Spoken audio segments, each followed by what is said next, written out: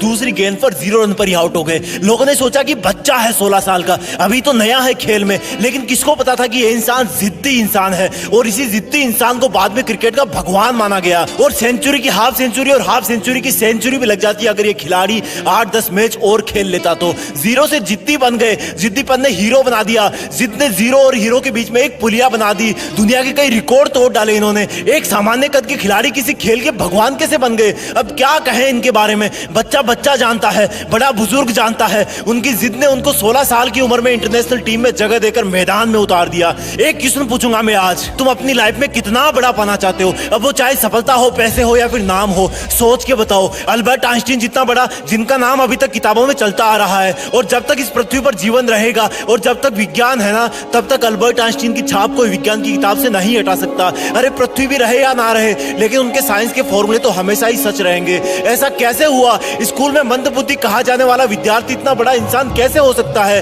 क्योंकि उनमें जिद थी कि मैं अपने हिसाब से पढ़ूंगा, अपने हिसाब से खोजूंगा। जिद थी कि बस करता रहूंगा। बनना चाहते हो इतना बड़ा? वापस आते हैं अपने कंट्री में। ज्यादा पुरानी बात नहीं है, रतन टाटा जी ने एक कार लॉन्च की इंडिया में, नहीं चली, घाटा होने लगा। जब ज्यादा घाटा होने का अंदेशा हुआ तो अपना कार व्यापार बेचने चले गए किसी और कंपनी के पास ताकि और लॉस ना हो। वहां मीटिंग करी, मीटिंग में जवाब मिला कि जब आपको कार व्यवसाय के बारे में जानकारी नहीं है तो क्यों करते हो कार व्यापार? डील वहीं पर छोड़ दी। वापस आते टाइम रास्ते में सोचते रहे कि बहुत हो गई बेइज्जती, अब मैं दिखाता हूं कि टाटा क्या चीज है। मेहनत करी, तगड़ा बिजनेस मॉडल बनाया और गजब की कार इंडस्ट्री खड़ी कर दी। 10 साल बाद वही कंपनी जिसकी मीटिंग में उनकी इंसल्ट हुई थी, उस कंपनी में भी तगड़ा लॉस हुआ। रतन टाटा जी ने उनको ऑफर दिया कि बेचना चाहते हो, अब कंपनी बेचना चाहते हो, बताओ मैं खरीद लूंगा। और वो कंपनी उन्होंने अपने नाम कर ली। ये होती है जिद कि ऐसा क्या है जो मुझ में नहीं है। क्या था इन सब लोगों में कॉमन? एक जिद कि नहीं रुकूंगा, करता रहूंगा, खुद को बेहतर से बेहतर बनाऊंगा। उनमें जिद थी कि वही बनूंगा जो मैं बनना चाहता हूं,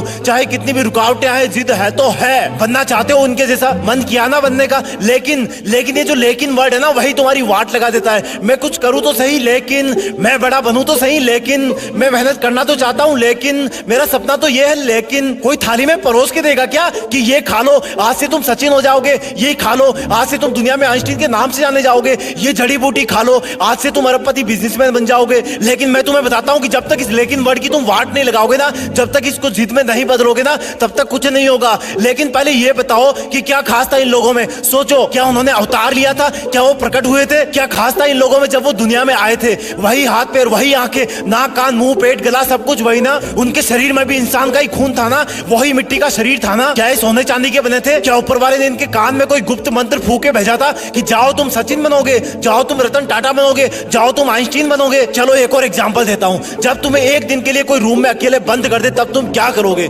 जब तुम्हें एक हफ्ते के लिए रूम में बंद कर दे तब तुम क्या करोगे? और टाइम पीरियड बढ़ाऊं, जब तुम्हें एक महीने के लिए रूम में अलग थलग बंद कर दे तब तुम क्या करोगे? नहीं, अभी भी नहीं हुआ। अगर तुम्हें 1 साल के लिए किसी काल कोठरी में बंद कर दिया जाए तब तुम क्या करोगे? जान निकल जाएगी ना। अब मैं तुम्हें एकदम से कहूं कि नहीं यार, तुम्हें तो 27 साल तक जेल में रहना है, तो तुम तो जीने की उम्मीद ही छोड़ दोगे ना, क्योंकि बाहर आओगे तब तक शरीर कमजोर पड़ जाएगा, आंखें धुंधली हो जाएगी, तुम्हारे कई बुजुर्ग रिश्तेदार परलोक सिधार जाएंगे, शायद तुम्हारी पर्सनल लाइफ भी तहस नहस हो जाएगी। लेकिन क्या कोई सोच सकता है कि एक इंसान को 27 साल जेल में रहना पड़ेगा, और जब वो महान हिम्मत वाले इंसान जेल से बाहर आएंगे तो उनके आने के 5 साल के अंदर ही साउथ अफ्रीका के राष्ट्रपति बना दिए जाएंगे? क्या बोलोगे इनको? कोई शब्द नहीं है इनकी जिद के आगे। अब यही सोचोगे ना कि उनका तो कोई जुगाड़ होगा। अरे यार, जुगाड़ होता तो वो जेल में ही क्यों जाते? ये सोचोगे ना कि उनको जेल में कोई अच्छा खाना पीना मिल रहा होगा जिससे वो स्वस्थ रहे होंगे। अरे यार, क्या मिलता होगा उनको जेल में? पूरी दुनिया ने एक जिद वाले कैदी इंसान को किसी देश का चहेता राष्ट्रपति बनते देखा।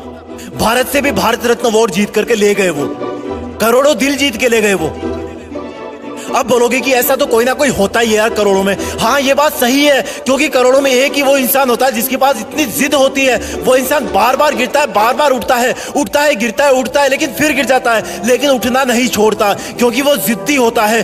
जिद, सिर्फ एक जिद होती है उनमें, बाकी सब सेम होता है। वो हम सब जैसा ही पैदा होता है, लेकिन जब दुनिया से जाता है ना, तो दुनिया का बच्चा बच्चा उनको मिस करता है। हर न्यूज चैनल, हर अखबार उनके जाने का गम करता है कि हमने एक महान इंसान को खो दिया। अब शायद कोई ऐसा नहीं कर पाएगा, क्योंकि वो मानव से महामानव बन जाता है, क्योंकि वो मेहनत करने की हदें पार कर जाता है, काम करते रहने की जिदें पार कर देता है। वो एडिसन की तरह बल्ब बनाने के लिए हजारों बार फेल हो जाता है, लेकिन फिर भी जिद करता है कि रुकना मेरा काम नहीं, जब तक यमराज ना आ जाए तब तक आराम नहीं। यमराज भी आएंगे तो बोलूंगा कि सर थोड़ी सी मेहनत और कर लेने दो प्लीज, जिद मत छोड़ना मेहनत करने की, हद पार कर जाना जिद करने की, तभी बनोगे महान, तभी रखेगी दुनिया तुम्हें जाने के बाद याद। लेकिन इस लेकिन वर्ड को ना तुम डस्टबिन में फेंक देना, अपने आप से जंग के लिए माथा टेक देना, जिद में खुद को झोंक देना, अपने आलस को ठोक देना।